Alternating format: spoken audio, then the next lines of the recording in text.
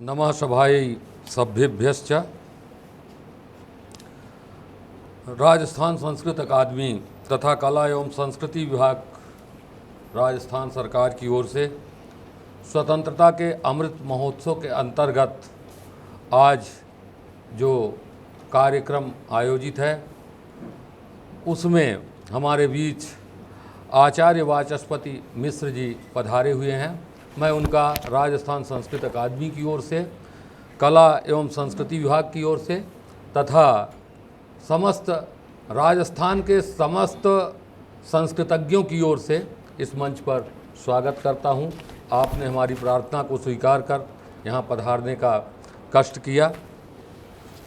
आचार्य वाचस्पति मिश्र जी यथा नाम तथा गुणः, आपने सुना होगा। एक वाचस्पति मिश्र जो हैं वो हमारी परंपरा में हैं, हमारे दर्शन की परंपरा में महनीय मनीषियों में उनकी गणना होती है। उसी प्रकार से आज अगर हम देखते हैं तो ऐसे ही महनीय व्यक्तित्व जो संस्कृत के प्रचार और प्रसार के लिए, शास्त्र परंपरा के प्रचार और प्रसार के लिए और संस्कृत को न केवल देश में या प्रदेश में या किसी व्यक्ति विशेष को या जन सामान्य को तक पहुंचाने के लिए, अपितु विश्व के कोने कोने तक संस्कृत के प्रचार और प्रसार के लिए जो लोग कटिबद्ध हैं उनमें हमारे आचार्य वाचस्पति मिश्र जी का नाम निस्संदेह अग्रगण्य है। आप सबसे पहले तो एक प्राध्यापक हैं, शिष्य वत्सल प्राध्यापक हैं। उसके अनंतर वर्तमान में आप अध्यक्ष हैं उत्तर प्रदेश संस्कृत संस्थान, जो कि उत्तर प्रदेश सरकार का एक संस्कृत के प्रचार और प्रसार के लिए समर्पित बहुत बड़ा उपक्रम है। और मुझे यह कहने में गर्व हो रहा है कि वर्तमान में जितने भी संस्कृत के प्रचार और प्रसार को समर्पित जो संस्थाएं हैं उनमें उत्तर प्रदेश का संस्कृत संस्थान आपके नेतृत्व में अग्रगण्य है। हम पुनः आपका स्वागत करते हैं और अभिनंदन करते हैं। आपने अनेक ग्रंथों का प्रणयन किया है और सबसे अधिक कि केंद्रीय जो योजनाएं हैं संस्कृत के प्रचार और प्रसार के लिए, जो भारत सरकार की ओर से जो योजनाएं निर्धारित की जाती हैं और जन जन तक संस्कृत को पहुंचाने के जो उपक्रम किए जाते हैं, उन योजनाओं में भी आप कहीं ना कहीं उन योजनाओं को कार्यान्वित करने में कहीं ना कहीं आपकी भागीदारी होती है। आप केंद्रीय संस्कृत विश्वविद्यालय जो भारत सरकार की एक नोडल एजेंसी के रूप में संस्कृत के प्रचार के लिए काम करता है, वहाँ भी आप योजना विभाग में जो है एक सदस्य के रूप में कार्यरत हैं उनकी समीक्षा में। तो मैं बहुत समय, आपका परिचय अगर दिया जाए तो बहुत बड़ा है। आपके अनेक प्रकाशन हैं, शिष्यों की परंपरा बहुत है, शास्त्र और साहित्य का अध्ययन आपने किया है। उस ओर अगर हम जाएंगे तो हमारी जो हमारा जो कथ्य है वो कहीं ना कहीं अपूर्ण रह जाएगा। इसलिए सताम सद्भिः संगः कथमपि ही पुण्येन भवति, सज्जनों के साथ जो संग होता है वो बहुत ही पुण्य से हुआ करता है। निस्संदेह आप इतनी व्यस्तता में हमारे बीच समय निकाल कर आए हैं, तो हमारे संस्कृत अकादमी के माध्यम से और कला एवं संस्कृति विभाग के माध्यम से अधिक लोगों तक संस्कृत के विषय में आपके जो विचार हैं वो पहुँचें। और आपके बारे में एक शब्द अगर भर्तृहरि की पंक्ति में कहा जाए तो परगुण परमाणून पर्वतीकृत्य नित्यम निज हृदय विकसंतः संति संतः कियंतः। अब वह ऐसे लोग कहाँ रहे जो लोगों के छोटे गुण को देख करके और मन में खुशी होते हैं, उसे पर्वत बना देते हैं, विशाल कर देते हैं। वास्तव में शिक्षक के अंदर यह गुण होना ही चाहिए और आप ऐसे गुण से ओतप्रोत हैं। अतः अहम आदौ भवताम एक बारं पुनः स्वागतं करोमि। तदनन्तरं श्रीमन्तः अहम एवं ज्ञातुम् इच्छामि यत् संस्कृतं या भाषा वर्तते, संस्कृत भाषा या वर्तते, तस्याः संबंधः भारतस्य प्रत्येक प्रदेशेन वर्तते, अथ च अस्माकं शास्त्र परंपरया वर्तते। अतः अस्माकं ये पूर्वजाः आचार्याः अथ च ये नेतारः ते सर्वे स्वीकुर्वन्ति यत् संस्कृतं सर्वस्य आत्मा वर्तते। अस्मिन् विषये भवन्तः अस्माकं किञ्चित् मार्गदर्शनं कुर्वन्ति चेत् अस्माकं सौभाग्याय भविष्यति। धन्यवाद पांडे जी, आपने मेरा इतना विस्तृत परिचय दिया, इस योग्य में नहीं था, किंतु आपका स्नेह मेरे ऊपर बरसा। यहाँ पर सभी संस्कृत के भी अभिज्ञ लोग बैठे हुए हैं। भवतः प्रश्न कृतः संस्कृतम किमर्थम, प्रदेश दृष्टिया भारत दृष्टिया संस्कृतम किमर्थम। मैं यदि एक शब्द एक वाक्य में कहना चाहूं तो संस्कृतम भारतस्य आत्मा, संस्कृत भारत की आत्मा है। वैसे सामान्यतया संस्कृत वाले कहते हैं कि आत्मा का तो एकाकार रूप रहता है, किंतु बोलचाल की भाषा में कहते हैं कि भी इसमें आत्मबल बहुत है, इसका आत्मा दुर्बल हो गया। यदि उसी व्यवहारिक बात को मैं संस्कृत से लेके चलूं तो जैसे जैसे संस्कृत की प्रगति होगी वैसे वैसे भारत की प्रगति होगी।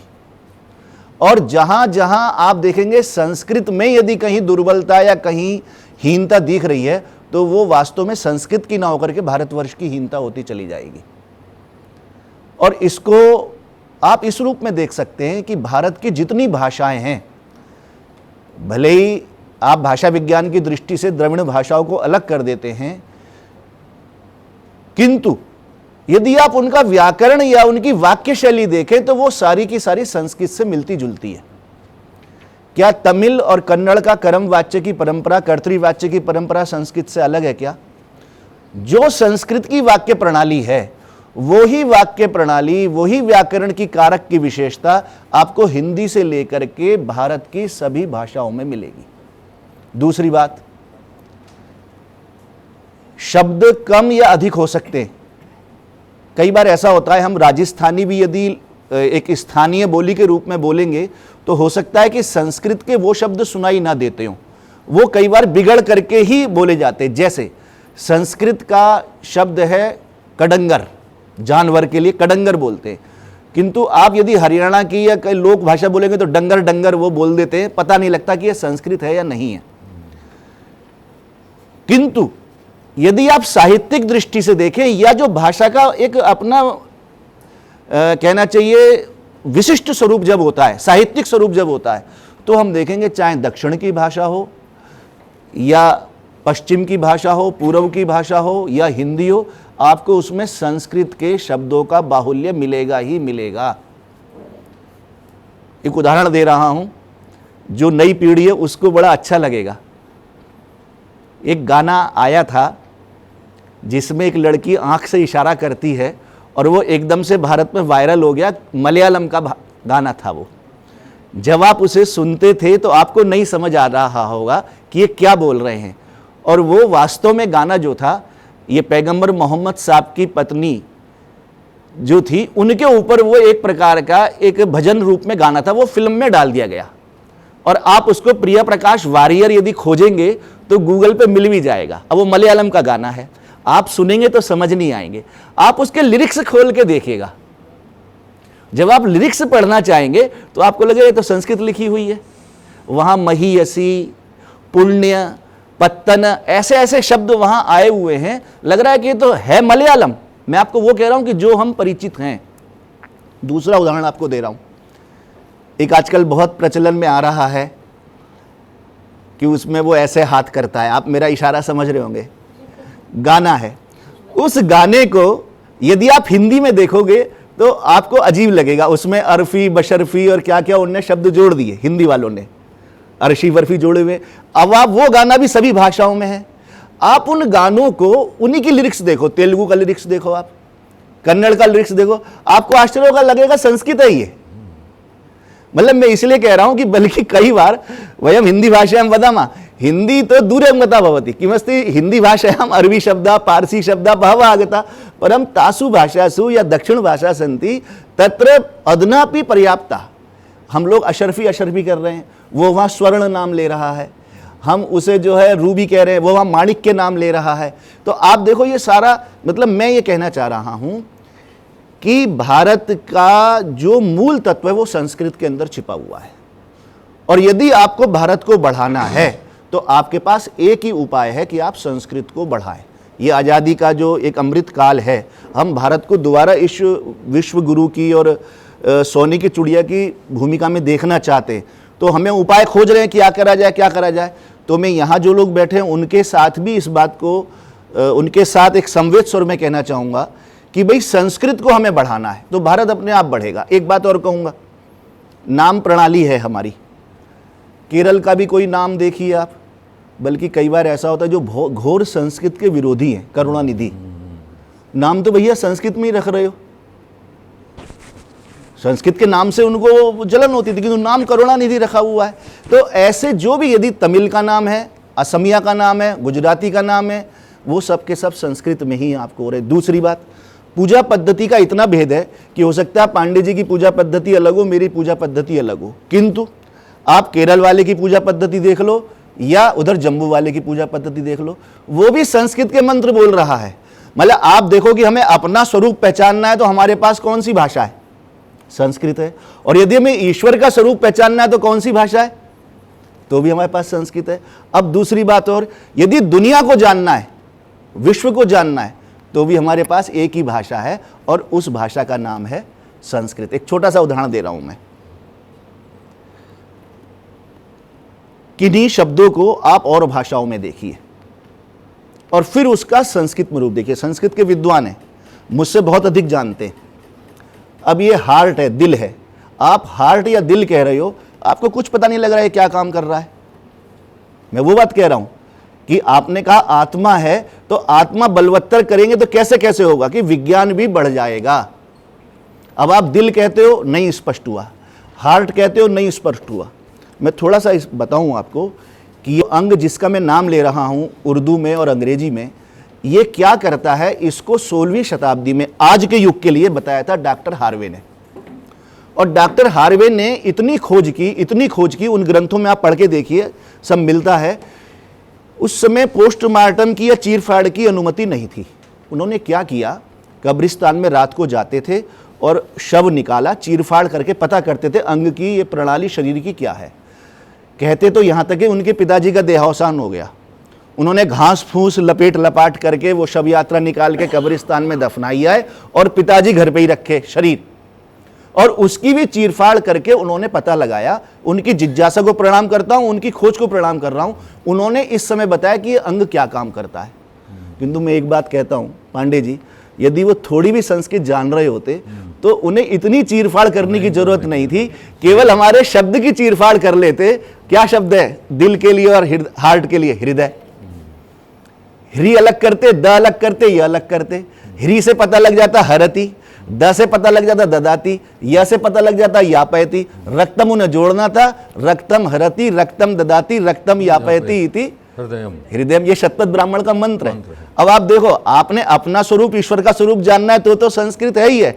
यदि आप प्रकृति को भी जानना चाहते हो तो आपके पास इतने सरल शब्द हैं। और ये शतपथ ब्राह्मण का मंत्र है जो मैंने बोला है, हरति ददाती यापयति रक्तमिति हृदयम। वो कह रहा है, आज से 5000 साल पहले कह रहे हैं कि जो रक्त को ले रहा है, रक्त को दे रहा है, रक्त में गति बना के रख रहा है, वो हृदय। और एक बात कह रहा हूं, इनमें से तीनों ह्री द य बोलचाल में है। भाई सीताहरण अपहरण रोज अखबार में पढ़ ही ले रहे हैं हम लोग। द दान, एकेडमियां चल रही हैं, अनुदान मिलता है। य यात्रा, यात्री, यान, यातायात, ये शब्द हैं। माने शब्द एक भी आपका अपरिचित नहीं है। दूसरी बात, अब आप सैटर्न बच्चों को पढ़ा रहे हैं, किंतु यदि आप उसे संस्कृत में बता दो तो उसे बहुत लंबी चौड़ी भूमिका नहीं चाहिए, वो अपने आप पता लगा लेगा कि ये सैटर्न जो है कैसा। नंगी आंखों से आप आकाश को देखो तो आपको नहीं पता लग रहा कि कौन धीरे चल रहा है, कौन तेज चल रहा है। मैं इस विषय पर भी चर्चा नहीं करूंगा कि ऋषियों ने कैसे पता लगाया, किंतु छोटी सी चर्चा करना चाह रहा हूं। सैटर्न बोले तो पता लग रहा है क्या तेज चलता है, धीरे चलता है। और जैसे ही आपने संस्कृत में बताया, शनैश कह रहा है कि धीरे चल रहा है। आप नंगी आंखों से देखोगे, नहीं पता लग रहा बड़ा है छोटा है, किंतु जैसे ही आप गुरु या बृहस्पति कहते हो, जुपिटर कहोगे तो नहीं पता लगेगा। वैसे वो अलग बात है कि जुपिटर हमारा द्यूपितर का अपभ्रंश है द्यूपितर का, किंतु जैसे ही आप गुरु बोलते हो तो क्या पता लग गया कि भी इनमें सबसे बड़ा जो है वो यही है। और आगे चर्चा करूंगा। मैं तो ये कहना चाह रहा था, अपने को जानना हो, ईश्वर को जानना हो, या प्रकृति को माने विश्व को जानना हो, तो उसका सबसे सरल जो उपाय है वो संस्कृत है। और संस्कृत जितनी बलवान होगी भारत उतना ही ऊपर बढ़ेगा। एक छोटी सी बात और कह देता हूं, ऋग्वेद में एक वाक्य है, अहम भूमिम अददाम आर्याय। अहम भूमिम अददाम आर्याय।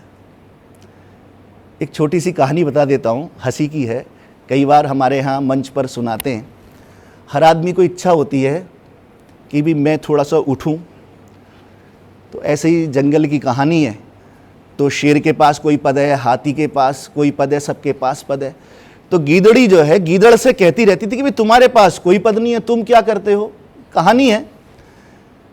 तो गीदड़ को घूमते घूमते कागज मिल गया और उसने उस कागज को उठा के लाया और गीदड़ी से बोला कि देख अब मुझे जो है गांव में पटवारी की भूमिका, पटवारी का काम मुझे मिल गया। गीदड़नी भी खुश और गीदड़ भी खुश। अब वो जो है अब तो बोले कि चलो फिर अब तो हम पटवारी गांव के हो गए, तो हम तो कहीं भी जा सकते हैं। अब गीदड़ जो है वो कागज दबा करके और गीदड़ी दोनों चल पड़े। अब जैसे ही गांव की तरफ चले थोड़ा सा, तो वहां कुत्ते उनके पीछे पड़ गए। अब जब कुत्ते पीछे पड़े तो वो जो है भगे फिर तो। अब तो गीदड़ी बोली कि इन्हें कागज तो दिखाओ कि तुम पटवारी हो गए हो, भग क्यों रहे हो। ऐसा कई बार होता है भाई, व्यवहारिक रूप से है। अब मैं कहीं जा रहा होता हूँ, लोग कहते क्या हो, तुम्हें अपना आई कार्ड दिखाता हूँ कि मैं ऐसे ऐसे मेरे पास दायित्व है। तो बार बार गीदड़ी बोले कागज तो दिखाओ, कागज तो दिखाओ। तो बोले कि पढ़ना तो नहीं जानते, कागज दिखा के क्या करूंगा मैं। अब दूसरी बात मैं अपने पे कह रहा हूं, वेदों में कहा गया है, बिल्कुल स्पष्ट उल्लेख है, अहम भूमिम अददाम आर्याय। और आर्य का मतलब है जो वेदों को मानता हो, वेदों की भाषा को मानता हो और संस्कृत जानता हो।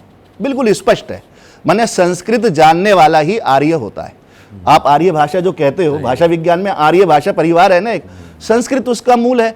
उनको ईश्वर ने सारी ये भूमि दे दी। अब जिसके नाम वसीयत है ना, तो उसको पता लग रहा कि मेरे नाम पूरी पृथ्वी की वसीयत मिली हुई है, और दूसरे को तो पता तब लगेगा जब आप उन्हें पढ़ना सिखाओगे। वही कुत्ते वाली बात हो रही है कि उन्हें पढ़ना नहीं पता लगा कि पटवारी बना दिया गया हमें। तो ये जो वसीयत है हमारे पास कि हम सारे भूमि के अधिपति हैं, हम पहले अपने आप जान जाएं और आर्य बन जाएं और सब दुनिया को पढ़वा दे कि देखो वसीयत हमारे नाम है। जिस दिन आपने सारी दुनिया को संस्कृत पढ़ा दी तो आप सारी भूमि के अधिपति बन जाएंगे। और हम अधिपति थे, ये आगे चर्चा में आएगा। जी। आपने बहुत अच्छा मार्गदर्शन किया।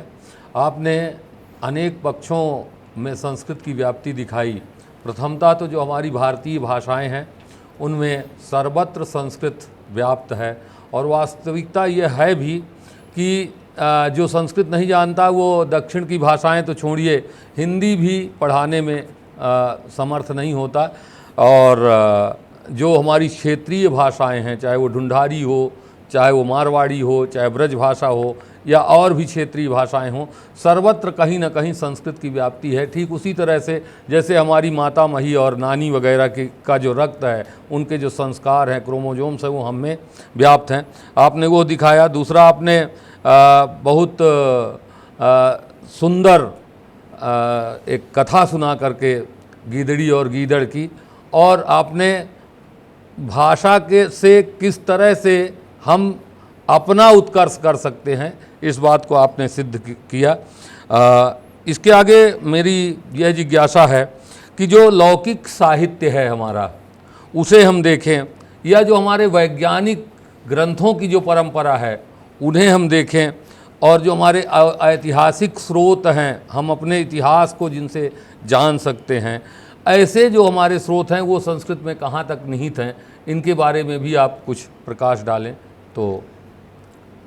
धन्यवाद पांडे जी। संस्कृत वाणी अमर वाणी अस्ति और एषा स्वयमेव अमर वाणी नास्ति। यद किमपि तथ्यम अस्मिन् समाहितम तदपि अमरम भवति। ये भाषा अमर वाणी इसलिए है, एक कुछ ऐसा प्रिजर्वेटिव होता है ना कि जिसमें कुछ चीज डाल दो तो वो प्रिजर्व हो गया, तो ये एक प्रकार से प्रिजर्व भी है। आप इस रूप में देखिए, यहाँ बौद्ध और जैन के अध्येता होंगे।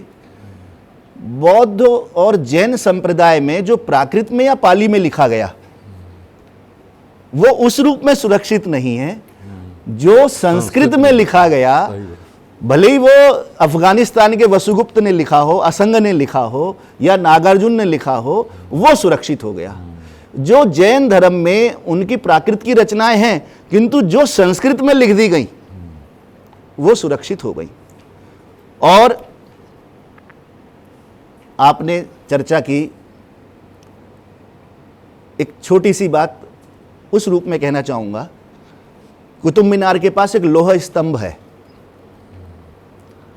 और वो लोहा स्तंभ अपने आप में संसार का एक आश्चर्य माना जाना चाहिए। गिनती करते नहीं है हम, सही है, सही है। मतलब उसे 7वें 8वें आश्चर्य में गिनती नहीं कर रहे। गिनती होनी चाहिए कि लोहा और जंग ना लगता हो, अपने आप में आश्चर्य है। ऐसे ही भारत में तरह तरह के आश्चर्य हैं, किंतु यदि उन आश्चर्यों को आप दोबारा बनाना चाहते हो तो आपके पास जो मार्ग है वो है संस्कृत साहित्य का। संस्कृत साहित्य में आज भी ऐसे रसायन के ग्रंथ हैं, रसायन आरणव है, अलग अलग नागार्जुन के लिखे हुए हैं। अब होता क्या है, कठिनाई क्या है, इसे मैं मैकाले की भी एक कुटिल नीति कहूंगा कि हमको सारे विश्व का पता लग जाता है और मेरी जेब में क्या रखा है उसका पता नहीं लग पाता है। मतलब जैसे मैंने आपको उदाहरण दिया कि हमें यह तो पता है कि हार्वे साहब ने बताया क्या कर रहा है, किंतु हमारे शास्त्र में क्या लिखा है वो हमें पता नहीं लग पा रहा। तो जो आप साहित्य की बात कर रहे हैं, मैं यहां यह बात भी कहना चाहूंगा, बहुत अच्छा है कि हम कालिदास को, भास को, भवभूति को पढ़ रहे हैं, बहुत अच्छा है, इसका पठन पाठन चल रहा है, उसमें कोई शंका नहीं है। किंतु इस अवसर पर जो मैं चर्चा करना चाहूंगा कि जो हमारा संस्कृत साहित्य वैज्ञानिक पांडुलिपियों के रूप में, माने उसे कहना चाहिए कि वो साहित्य काव्य शास्त्र से इतर है, उस पर पौन पुण्य न ध्यान देने की आवश्यकता है। कई नाम हो सकते हैं, मतलब रसायन में तो पूरी एक लंबी परंपरा है जो हमारे यहाँ लिखी गई है। एक बहुत विचित्र बात है, भारद्वाज मुनि का वैमानिक शास्त्र है, भारत में कहीं उसकी खोज नहीं हो रही, खोज करते हैं इटली वाले। एक कागज आपके हाथ में होगा, पाणिनि जी ने अष्टाध्यायी बनाई, पूरा का पूरा जो प्रकरण है, पूरा का पूरा जो एक उपक्रम है वो कंप्यूटर की तरह बनाया हुआ। उसको देख करके बहुत सारों का तो हमका जन्म भी नहीं हुआ होगा, जब कंप्यूटर की शुरुआत हो रही थी IBM ने एक अपना कंप्यूटर का प्रोग्राम कर लिया देख करके उसको, किंतु नाम किसका डाला, अपने लोगों का डाला। तो वहीं का अमेरिकन विद्वान कह रहा है, आपके पास कागज है, आप देखो उस पर लिखा हुआ है, अमेरिकन विद्वान कह रहा है कि लिया तुमने पाणिनि से, नाम अपना डाल रहे हो, कम से कम पाणिनि जी का नाम तो डाल दो। मतलब मैं अपने साहित्य की जो विशेषताएं हैं उसको आज क्या नाम से, और आपको आश्चर्य होगा जो कुछ भी आज आप ये C++ या जो कुछ आप देखते हो वो अलगोल भाषा थी 60वें दशक की। उस अलगोल भाषा का जो मूल था वो बक्स और नॉर्म इन दोनों ने बनाया। अब होना क्या चाहिए था जी, यदि हम और हमारी सरकार हम दोनों जागरूक होते तो वही बौद्धिक वाला वो चलता है ना, क्या कहते हैं उसको आप, पेटेंट वाला, तो कहीं ना कहीं भारत को श्रेय मिलना चाहिए था। और श्रेय किसको मिल गया, अब यहाँ कंप्यूटर के जो भी लोग बैठे हों या बाहर भी, C++ जावा में कोई संस्कृत का योगदान मान सकता है क्या? किंतु ये पत्र कह रहा है, और उस समय का पत्र कह रहा है कि भैया लिया संस्कृत से नाम अपना। तो संस्कृत विषय का जो मैं इस समय जोर देना चाहूँगा कि संस्कृत ग्रंथों के रूप में ज्ञान में नहीं है कि मान लो आप ग्रंथ कोई ज्ञान वाला कहो, उसका तो वाक्य शब्द वो सब भी ऐसे मान के चलो जैसे गुड़ की डली है, तो आप कहाँ ढूंढोगे कि भाई इधर मिठाई है या इधर मीठा है, या दाएं मीठा है या बाएं मीठा है। तो चाहे काव्य ग्रंथ हो, शास्त्र ग्रंथ हो, नाटक, महाकाव्य जो सामान्य हम पढ़ रहे हैं वो, या जो विज्ञान के ग्रंथ हैं जो हमारे अपनी दुर्बलताओं से अब अबूझ बने हुए हैं, उनको यदि पढ़ेंगे तो मैं समझता हूँ फिर वही वाली बात है कि यदि भारत को उठाना है तो रास्ता वहीं से होके जाता है कि संस्कृत को ढंग से पढ़ा जाए। तो जहाँ संस्कृत का एक संपन्नता होगी, वो संस्कृत की संपन्नता के साथ साथ भारतवर्ष की भी संपन्नता हो जाएगी। तो इसके लिए मैं एक वाक्य बोल देता हूं, अखिलम संस्कृतम ज्ञान मूलम। और उस ज्ञान मूल को, उस जड़ को हमें दोबारा से पकड़ना ही पड़ेगा। आपने बहुत महत्वपूर्ण विषयों पर प्रकाश डाला। आपने जो हमारा लौकिक साहित्य है उस पर भी, और जो हमारी वैज्ञानिक परंपराएं हैं उस पर भी आपने प्रकाश डाला। ये सत्य है कि आपने जो बताया कि रसायन विज्ञान के बहुत सारे ग्रंथ जिन्हें हमने आज पढ़ा नहीं, तो मैंने एक बार देखना शुरू किया कि जो हमारी वैज्ञानिक पांडुलिपियां हैं वो आज भी इंडिया लाइब्रेरी लंदन में पड़ी हुई हैं। हम लोगों ने श्रीमद् भागवत और महाकाव्य और रामायण के ग्रंथों को भले ही इशू करवाया हो, लेकिन उनको संपादन किया हो, लेकिन हमने ऐसे वैज्ञानिक ग्रंथों पर प्रकाश नहीं डाला। और आपकी इस चर्चा से निस्संदेह हमारे विद्वानों का जो दृष्टिकोण है उस ओर जाएगा और हम उधर काम करेंगे। और जो एक संस्कृत की विशेषता के बारे में बहुत सारे लोग ये कहते रहते हैं कि ये जो यूरोप है, जर्मन है, और वहाँ की जो भाषाएं हैं, अंग्रेजी है, लिथुआनियन भाषा जो है, उनसे भी हमारा पारिवारिक संबंध कहीं ना कहीं है, ऐसा भाषा वैज्ञानिक लोग प्रमाणित करते हैं। इसी तरह से जापान, कोरिया इत्यादि की भाषाओं से भी हमारा पारिवारिक संबंध है। और जो बृहत्तर भारत जिसे प्राचीन काल में कहा जाता था, जो जावा, सुमात्रा इत्यादि की भाषाएं हैं, वहाँ से भी हम कहीं ना कहीं से जुड़े हैं। तो संस्कृत की व्याप्ति से ये भारत की जो सभ्यता है और संस्कृति है और भारतीय जो भाषाएं हैं वो कहाँ तक संप्रेषित हुई, इस पर भी अगर आप प्रकाश डालें तो हम लोगों को अधिक लाभ हो सकेगा। धन्यवाद पांडे महोदय। मया पूर्वम एकम वाक्यम उक्तम, अहम भूमिम अददाम आर्याय सा प्रथमा संस्कृति विश्ववारा। वेदस्य सूक्ति उभयमपि। सा प्रथमा संस्कृति विश्ववारा अहम भूमिम अददाम आर्याय। अन्यच्च एका सूक्ति अस्ति वसुधैव कुटुंबकम। यदि एषा सूक्ति कुत्रचित सार्थकतां भजते तदस्ति संस्कृतम। अन्यत्र कथमपि कर लो दुनिया मुट्ठी में, यदि भवान वक्तुम इच्छति कर्तुम इच्छति एका एव उपाय संस्कृतम। मैं नहीं इस चीज को जान पा रहा हूं कि सारे विश्व में संस्कृत के शब्द कैसे पहुंचे। अलग अलग कल्पनाएं हैं, आधुनिक लोग क्या कह रहे हैं, वहां पर लगा कि कुछ संस्कृत के शब्द हैं। जैसे इराक, ईरान, बेबीलोनिया में एक संधि लेख मिलता है, उसमें जो हमारे प्रातःकाल के मंत्र हैं, प्रातरग्निम प्रातरिंद्रम हवामहे प्रातर्मित्रा वरुणा प्रातरश्विना, इन देवताओं के नाम से हित्ताई मित्ताई संधि कर रहे हैं।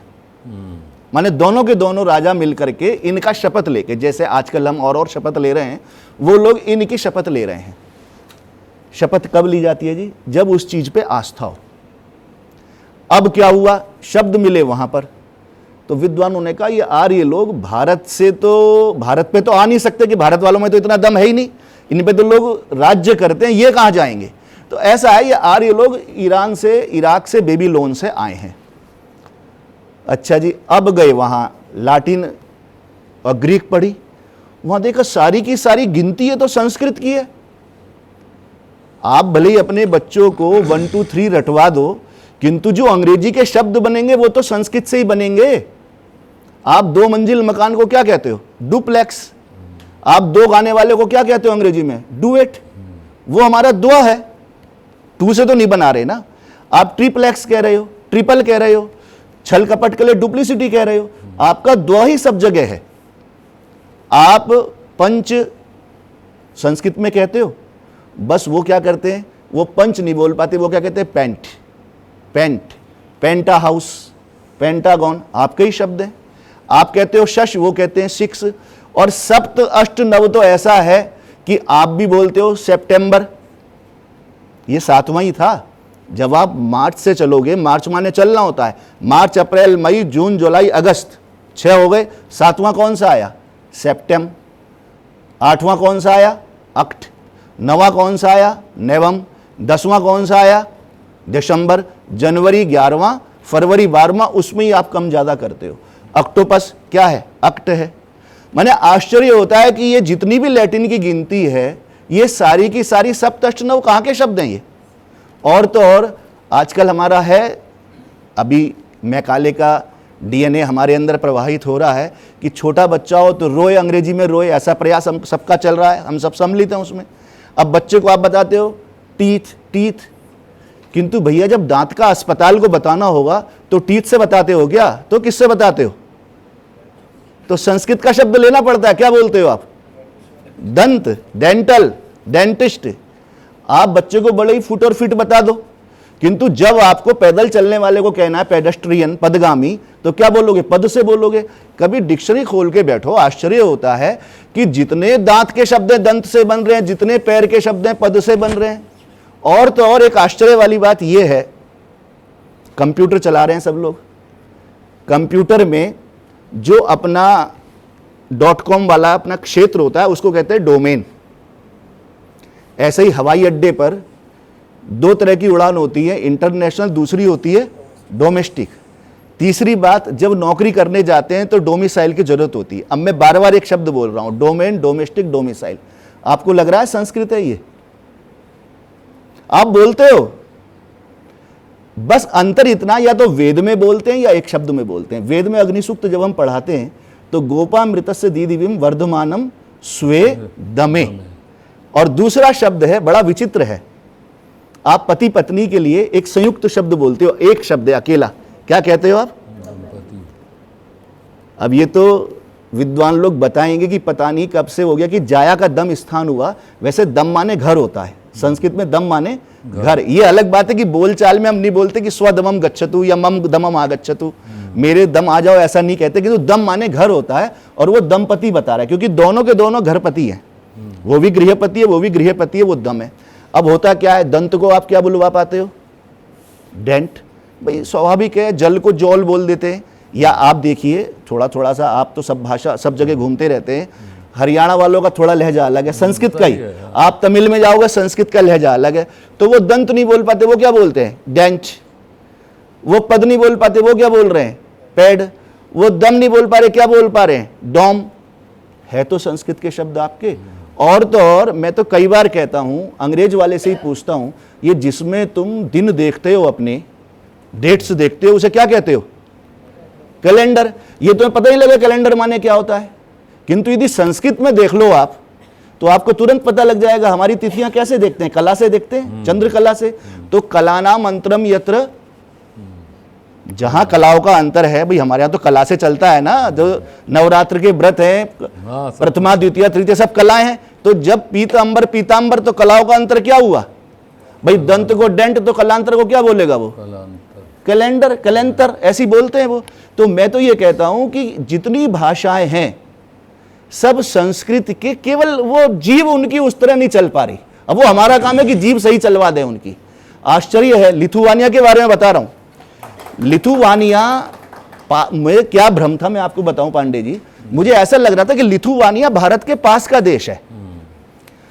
कल ऐसी चर्चा चलते चलते मैं जब नक्शे में देखने लगा तो लिथुआनिया तो यूरोप में देश है। और अभी हमारे शिक्षा मंत्री जी ने बताया भी था कि वहां की जब विदेश मंत्री आई तो हमारे प्रधानमंत्री को लिथुआनिया और संस्कृत में जो तुलनात्मक अध्ययन है उसकी पुस्तक देके गई। अब आप गूगल पे खोज करके देखेगा लिथुआनिया भाषा, तो जैसे हम कह रहे हैं कस्त्वमसी, वो कहते कोते ऐसी, वो इतना ही है संस्कृत। जैसे हम हिंदी संस्कृत में कहें कोपी, संस्कृत में कहा कोपी, और हिंदी वाले क्या कहते हैं? कोई, पा हटा दिया।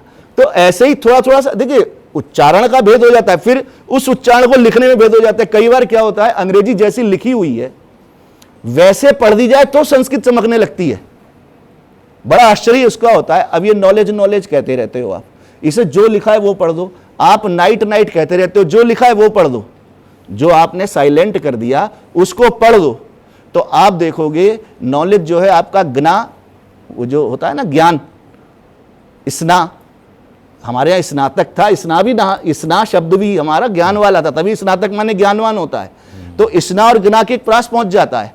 आप निक्त कह रहे हो, लिखते तो निक्त हो, बोलते नाइट हो, तो यदि आप निक्त को निक्त बोलते तो नक्त के पास पहुंच गया। और कई बार तो ऐसी समस्या है, मुझे लगती है कि यदि यह निर्णय कर लो कि सी को क बोलना है या स बोलना है, तो संस्कृत बननी शुरू हो जाती है। अब सेंटर है, इसे क्या कहोगे आप?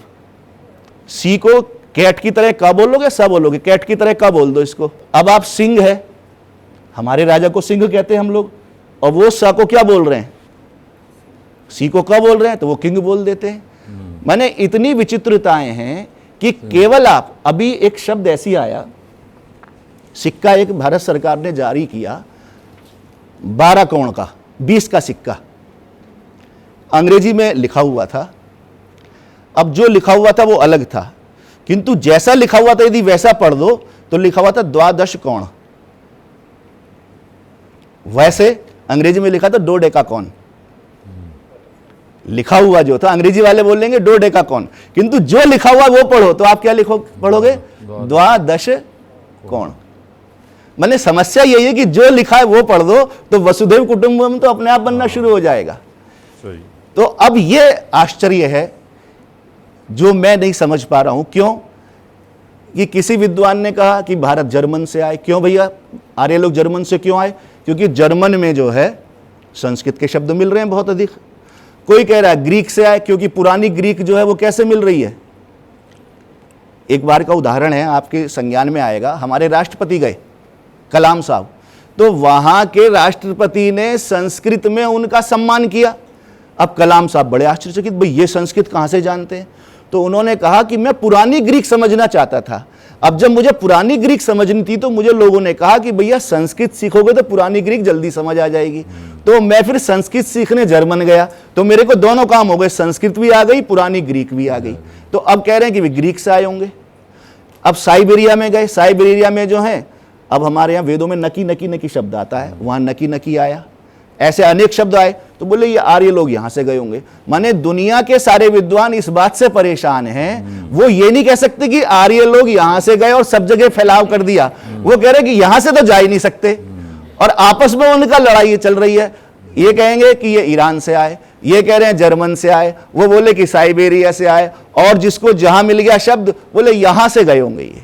और जबकि वास्तविकता क्या है कि ये जो हमारा भाव था ना, वसुधैव कुटुंबकम, अहम भूमि आददाम आर्याय सा प्रथमा संस्कृति विश्ववारा, इसने सारे विश्व में संस्कृत का प्रचार प्रसार कर दिया। और समय जल्दी आना चाहिए। वो मनमोहन सिंह जी हमारे प्रधानमंत्री थे, तो इनकी लड़की इतिहास की प्रोफेसर हैं, दिल्ली में हैं, अच्छी प्रसिद्ध हैं, विशेषज्ञ हैं। ये सरकार के प्रतिनिधि मंडल में गए लिथुआनिया, तो उन लोगों ने एक ही प्रस्ताव रखा कि आप हमारे यहाँ संस्कृत पढ़ा दो। उससे क्या होगा, हमारी भाषा जो है वो सुधर जाएगी, सुरक्षित हो जाएगी। और तो और उनके कर्मकांड कुछ कुछ वेदों से मिलते जुलते हैं, बोले वो भी हम सीख जाएंगे क्योंकि हम कट गए हैं बहुत ज़्यादा। अब सरकार की रीति नीति है, वो बोले कि पैसों में भेज देंगे। वो चाहते थे कि जैसे यहाँ जर्मन, आप देखो भारत में बहुत सारी भाषा वाले निःशुल्क सिखाने आ जाते हैं, जर्मन वाले, अंग्रेजी वाले। तो भारत को चाहिए था 2-4 संस्कृत वाले विद्वान विशेषज्ञ जो है वहाँ भेज देते, लिथुआनिया में प्रचार प्रसार दोबारा हो जाता। तो अब यदि दोबारा आप चाहते हो कि भारत जो है विश्व साम्राज्य, देखिए फिर मैं स्पष्ट कर दूं कि हमारा जो साम्राज्य है वो सांस्कृतिक साम्राज्य है। हम तो गांव को भी स्वतंत्र रखते हैं, गांव का प्रधान भी, गांव के लोग भी अपना शासन वाला निर्णय अपने आप करो, किंतु सांस्कृतिक रूप से सब मिले जुले रहने चाहिए। तो यदि दोबारा से हम विश्व को सांस्कृतिक साम्राज्य बनाना चाहते हैं और एक झंडे के तले, और एक कहते हैं ना यत्र विश्वम भवत्येक नीडम, जहां सारा विश्व एक घोंसले में आ जाए, तो उसके पास आपका एक ही उपाय है और उसका नाम है संस्कृतम संस्कृतम संस्कृतम। धन्यवाद सर, आपने बहुत अच्छा वक्तव्य दिया, और आपने भाषा की दृष्टि से प्रमाणित किया कि विश्व के अनेक देशों में संस्कृत की व्याप्ति है। अब वो वहाँ कैसे पहुँची, तो मुझे लगता है कि यायावरी वृत्ति रही होगी या जैसा भी रहा हो, उस पर विचार करने की बात है। वहाँ वैसे खंडहर है, अब तो हमें दिख रहे हैं इतिहास के खंडहर हैं, किंतु पता लग रहा है कि संस्कृत सब जगह थी। और मुझे भी आपकी इस बात से एक याद आया, जब मैं नया टीचर बना, पूना में 93-94 में ज्वाइन किया, तो एक लड़की लिथुआनिया से ही थी, जूलिया करके, और वो हमसे संस्कृत पढ़ती थी। और 2 साल पढ़ने के बाद वो चली गई। भागवत गुरु जी एक थे, उनसे भी वो व्याकरण पढ़ती थी। वहाँ से यहाँ से जब चली गई तो उसके शादी का कार्ड आया और उसने बड़ा अच्छा एक पद्य लिखकर कार्ड में भेजा था। एकम वस्तु द्विधा कर्तुम प्रभवन्ति बहुधन्विनः कामदेवो विजयते द्वयोरैक्यम करोति यः। ये लिथुआनिया से ही थी वो जूलिया। तो मुझे लगता है कि और लोग इस तरह पद्य रचना में समर्थ नहीं होते थे। बाद में वो यहाँ आई और अपना नाम जूलिया से विनीता कर ली, ऐसा कुछ हुआ। लेकिन वहाँ के जो बच्चे आते थे, 10-20 बच्चे हम लोग पढ़ाने को मिलते थे, तो उनमें संस्कृत का संस्कार कहीं ना कहीं कुछ अधिक होता था। ग्रीक का तो हम लोगों ने दूरस्थ शिक्षा के पाठ्यक्रम में भी ग्रीक के कुछ 1-2 बच्चे, हालांकि वो इंडियन थे, आए थे और उसको सीखने के लिए संस्कृत सीखे। तो आपकी इस बात से जो है बहुत कुछ प्रमाण हम लोगों को मिला और भाषा विज्ञान की दृष्टि से इसका अध्ययन करना चाहिए। लेकिन एक बात ये है कि आज भी लोग कहते हैं कि संस्कृत पुरानी भाषा है, इसको पढ़ करके हम क्या करेंगे। एक हमारे गुरु जी थे, बहुत बड़े वेदांत के पंडित थे, पंडित देवस्वरूप मिश्र, बनारस में। वो कहते थे अंग्रेजी इसलिए पढ़ो कि लोग मूर्ख ना कहें और संस्कृत इसलिए पढ़ो कि मूर्ख ना रहो। तो ऐसा वो कहा करते थे। तो ये आधुनिकता से संस्कृत किस तरह से हमें जोड़ सकती है। आज के जो नवयुवक हैं वो अगर हम जुड़ना चाहते हैं तो कहीं ना कहीं जो आधुनिकता है वो भी संस्कृत में होनी चाहिए। तो वो उस तरह की कुछ बातें अगर संगणक से संबंधित या जो आर्टिफिशियल इंटेलिजेंस वगैरह हैं इनसे संबंधित कुछ अगर प्राप्त होता है तो उस पर भी आप प्रकाश डालें। देखिए, अस्ति किम एषः युग अस्ति प्रबंधनस्य मैनेजमेंट यस्य यावत् सम्यक प्रबंधनम स तावदेव उपरि गच्छति। परम यदि भवता प्रबंधनम अध्येतव्यम, प्रबंधन कहीं पढ़ना है तो फिर मैं वही कहूंगा कि आपके पास उपाय एक बचता है, नान्य पंथा विद्यते अयनाय। अब गीता है, गीता में इतना सुंदर स्पष्ट संदेश दिया कि जब काम करो तो लाभ और हानि छोड़ दो, कि क्या परिणाम है उस पर चिंता मत करो। और यह प्रबंधन का सबसे बड़ा काम है कि आप काम के पद्धति, काम के लक्ष्य पर तो आप ध्यान लगाओ, किंतु यदि जोड़ घटा करोगे तो कहीं ना कहीं आपकी शक्ति वहां से हटके दूसरी जगह लग जाएगी। और अद्यतेतु ये प्रबंधन गुरुभा संति, जो मैनेजमेंट के बड़े बड़े गुरु लोग हैं, वो गीता का उपदेश दे रहे हैं। किंतु ये एक समझ लीजिए कि इसे मैं शब्दों में व्यक्त नहीं करूंगा, मूर्खता शब्द कहूंगा तो अपमानजनक लगेगा, कि पुस्तकम अस्ति संस्कृतस्य परम व्याख्यानम भवति आंग्ल भाषायाम। भाई, संस्कृतस्य पुस्तकम प्रबंधनस्य यदि अस्ति चेत् कस्यां भाषायाम अस्ति। यदि आधुनिकता याम प्रबंधनम अध्येतव्यम चेत् प्रबंधनस्य तो स्रोतः तत्र वर्तते एव। पुनः अस्माकं प्रबंधकः चाणक्य कति प्रबंधक, कति कीदृश प्रबंधक अर्थशास्त्रम लिखितवान। तो यदि प्रबंधन का यदि आप करना चाहते हैं, वयम पश्यामः, हम तो पश्यामि यूट्यूब मध्ये जितने ये हैं आपके क्या कहते हैं प्रेरणा वाले जो होते हैं ना, बहुत सारे आजकल गुरु हैं, मोटिवेशनल वाले, सर्वे संस्कृतस्य श्लोकम वदन्ति और जना तालिकां वादयन्ति। न संस्कृतम स अवगच्छति न संस्कृतम नीचे सन्ति स अवगच्छति। परम यदि सम्यक्तया अध्येतव्यमेव अस्ति, यदि आपको अपने आप में कुछ प्रेरणा प्राप्त करनी ही है तो आपके पास तो स्रोत है ना। मजाक लगेगा, हमारा छोटा बच्चा होता है, हर घर की कहानी है, इसलिए इसे अपमान ना समझे, हम सब सम्मिलित हैं उसमें। तुतला रहा है बच्चा, तो सर्वे भवन्तु सुखिनः तो सिखा नहीं पाते हम। उद्योगिनम सिंहम उपैति लक्ष्मी सिखा नहीं पाते, वो सब तो सिखा नहीं रहे। जो सूक्ति है कि आलस्य ही मनुष्याणाम शरीरस्थो महान रिपु, सूक्तियां तो सिखा नहीं पा रहे। वैसे प्रधानमंत्री जी की इच्छा है कि हर बच्चे को कम से कम 150 सूक्तियां याद हो जाएं। अब क्या सिखा रहे हैं जी हम? जॉनी जॉनी, ईटिंग शुगर, अब ये सूक्तियां सिखा रहे हैं। तो क्या हो रहा है कि भैया खाओ पियो, पकड़े जाओ तो हा हा हा करके निकल लो पतली गली से। तो यदि आपको जीवन में प्रेरणा देनी है तो वो तो मैं आपको शुरू में कह रहा हूं कि ऐसा गुड़ है कि यदि उसका एक तिनका भी मुंह में चला गया तो मीठा ही मीठा है। तो संस्कृत को तो एक सूक्ति सर्वे भवन्तु सुखिना से लेकर के कोई भी सूक्ति आपके हाथ लग गई तो वही सूक्ति शरीर को जगाने वाली एकदम काम करती है। दूसरी बात मैंने चर्चा पहले भी की कि संगणक का जो ये नोटेशन की प्रक्रिया है, संगणक वाले यदि यहाँ बैठे हों तो संगणक में अलग अलग डाटा के लिंक बनाए जाते हैं। और जो लोग यहाँ व्याकरण के विशेषज्ञ हैं, सर तो बहुत जानकार हैं, पाणिनि जी ने क्या किया, एक अपना पूरा नोटेशन किया, फिर बोला उणादेव बहुलम और लिंक निकाल दिया उणादि कोश में, भुवादेव धात्वा लिंक निकाल दिया धातु पाठ में, सर्वादीनी सर्वनामानी लिंक निकाल दिया गण पाठ में। ऐसे कर करके आज गण कंप्यूटर में यही हो रहा है भाई, पद्धति वही है कि आप लिंक करके डेटाबेस अलग बना देते हो और काम निश्चित हो रहा है। किंतु दुर्भाग्य में तत् कि हमारी ताली बजाने का स्वभाव हो गया। छोटा सा उदाहरण आपको दे रहा हूं ताली बजाने का। ये मुझे राजस्थान से ही पता लगा, मैं यहाँ पाली में आता था, पता नहीं और जगह ऐसा है नहीं है। तो पाली में मंगलवार को भौमवार बोल रहे थे कोई सज्जन, अब मुझे पता नहीं और जगह क्या स्थिति है, तो भौमवार भौमवार कहते थे। हम लोग मंगलवार कहते हैं स्वाभाविकतया, और मंगलवार भी अब तो बंद हो गया, अब तो अलग ही चल पड़ा, ट्यूसडे अलग चल पड़ा, वो अलग कहानी हो गई।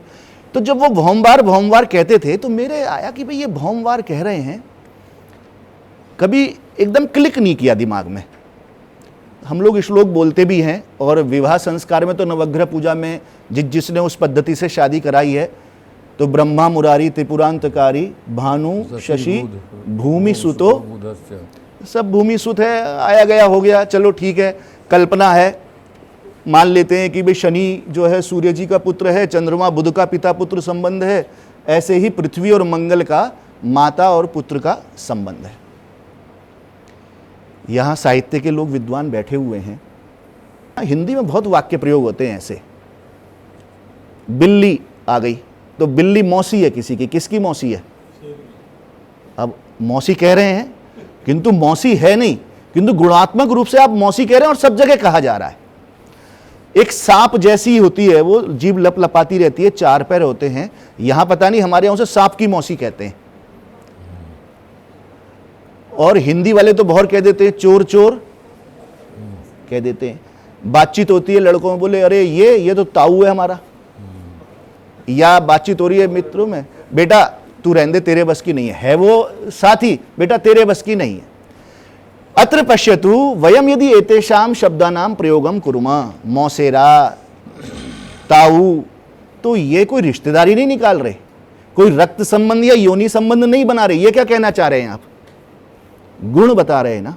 तो जब हम कह रहे हैं कि ये मंगल जो है पृथ्वी का पुत्र है, तो कोई रिश्तेदारी नहीं निकाल रहे कि पृथ्वी, हो सकता है ऐसा हो कि पृथ्वी से खंड वो अलग हुआ हो, किंतु हमारे यहां तो मामा तो बताते हैं चंद्रमा को और पुत्र बताते हैं मंगल को। वो अलग बात हो सकती है कि जब सृष्टि के समय यहां से टुकड़ा अलग हुआ हो, किंतु यदि आप गुणात्मक रूप से देखो, कभी कभी ऐसा होता है रविवार को अखबार वालों के पास कोई विशेषांक का मैटर ना हो तो लिख देते हैं कि भाई यदि पृथ्वी पे समस्या आने लगी तो लोग कहां जाके बसेंगे। ऐसा आ जाता है, कभी कभी रविवार को निकलते हैं परिशिष्ट तो कहते हैं मंगल में बसेंगे, मंगल में बस्ती आऊंगी। क्यों बसेंगे जी मंगल में? ऑक्सीजन प्राणवायु है, किंतु क्या है जी, थोड़ा कम है। अब ऑक्सीजन का स्रोत जल है, तो जल है किंतु क्या है, थोड़ा कम है।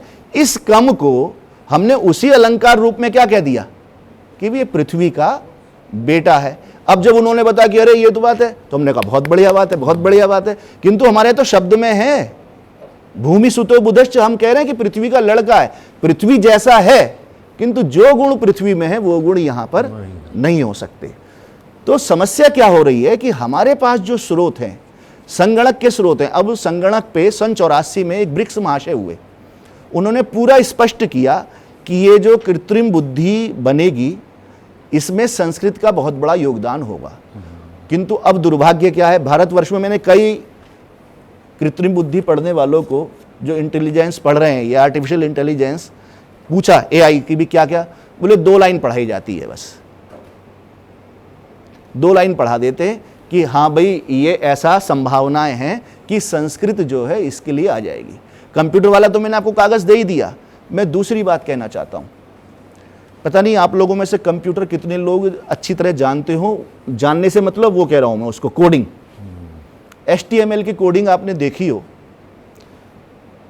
किसी ने पढ़ा होगा तो वहाँ बड़े एक शब्दात्मक कोडिंग होती है, जैसे ब्लैक, बिग, गो, रन, ऐसे कर करके वो कोडिंग बनती है।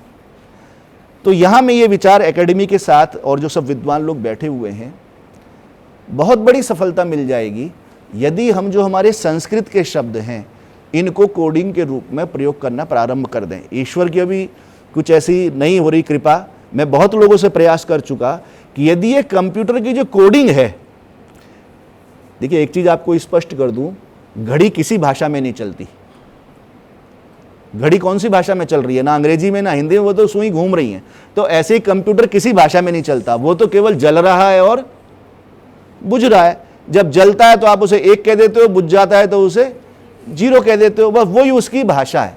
अब जो भाषाएं हैं, चीनी वालों ने क्या करा, अपनी मंदारिन में सब कुछ बना लिया। जापानी लोगों ने क्या किया, अपने में सब बना लिया।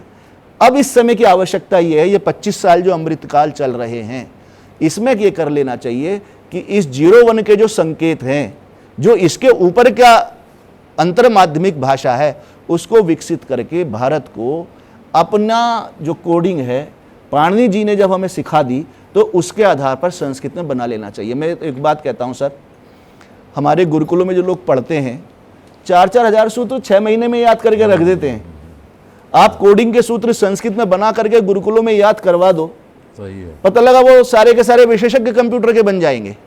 किंतु करना ये होगा कि इन सब के स्रोत संस्कृत में हैं, हमें आधुनिक बनना होगा, किंतु साथ साथ इन चीज़ों को अपने में विकसित भी करना होगा। ये मैं एक आज के इस जो आपका वार्तालाप है इसका संदेश भी देना चाहूँगा कि मिलके हम लोग प्रयास करें कि ये सब चीज़ें हमारे संस्कृत में भी आ जाए। धन्यवाद सर, आपने जो है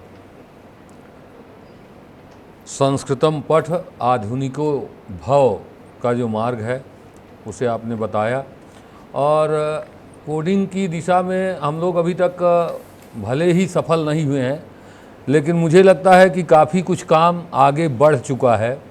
अभी हम लोग जो उत्कर्ष महोत्सव मना रहे थे उसमें विजय भटकर जी आए हुए थे, और तब मैंने जब उन्हें देखा था, तब वो, अब इस बार देखा 30 साल बाद तो वो कैसे होंगे, और तब वो बहुत काम कर रहे थे, संस्कृत के विद्वानों के साथ बैठते थे। हम जैसे जो भले अध्यापक थे लेकिन हम लोग विद्यार्थी की कोटि में ही थे, तो पढ़ते थे। और उस दिन जो उन्होंने व्याख्यान दिया कि संस्कृत का फ्यूचर कहाँ है और कंप्यूटर की दुनिया में, और वो अपना सर्वस्व समर्पित कर चुके हैं, तो मुझे लगता है कि वो दिन दूर नहीं जो आपने कहा कि ये जो अमृत के 25 वर्ष चल रहे हैं, इसमें कहीं ना कहीं हम लोग वहाँ पहुँचेंगे ही। और आपसे इन कतिपय बिंदुओं पर बात करके हम लोगों को बहुत कुछ जानकारी मिली, और इस जानकारी के आधार पर हम लोग आगे संस्कृत के विकास की दिशा में कार्य करेंगे। आपने हमारे आमंत्रण को स्वीकार किया, यहाँ पधारे, एतदर्थ हम आपको धन्यवाद देते हैं। और पुनः पुनरागमनाय जो हमारे यहाँ है कि हम लोग कभी किसी को विदा नहीं करते, पुनरागमन की प्रार्थना करते हैं, तो आपका स्वागत करते हुए आपको बहुत बहुत धन्यवाद देते हैं। बहुत धन्यवाद है।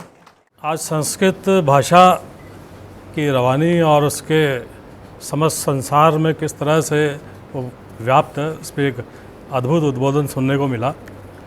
मैं तो खैर विज्ञान का विद्यार्थी रहा, लेकिन साहित्य में हमेशा से रुचि रही, तो आज जब सुना तो हमारी संस्कृत और हिंदी दोनों पे गर्व हुआ।